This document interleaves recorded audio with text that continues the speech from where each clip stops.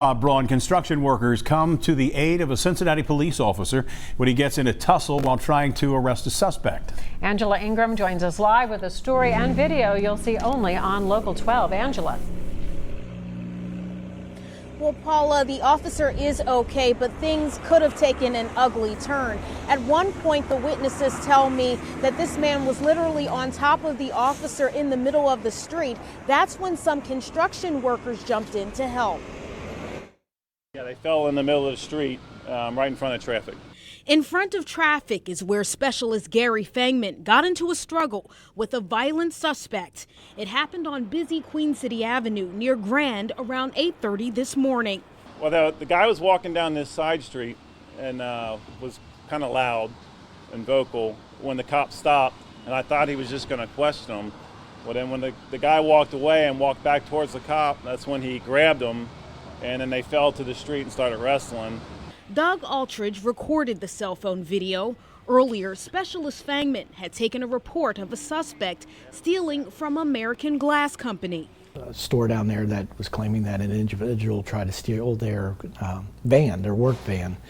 At some point, the guy was backing out in Queen City. The workers coaxed him out of the car, and he left on foot.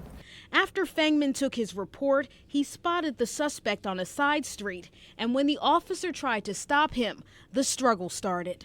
The arrested individual got a top position on Specialist Fangman.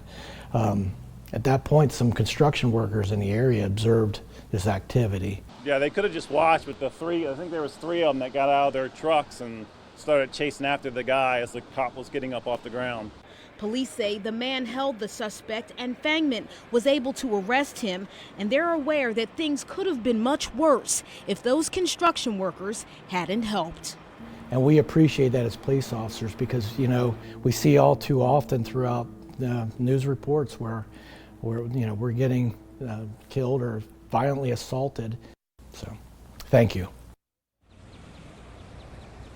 And police say that the man told them he was on ecstasy. After he was in custody and Officer Fangman was able to arrest him, he was still violent. So they took him to University of Cincinnati Medical Center for some observation. Reporting live from District 3 Police Headquarters, Angela Ingram, Local 12 News. Paula, back to you. All right, thank you, Angela. And police are still trying to identify the man. He won't tell them his name, so they are using facial recognition to try to identify him.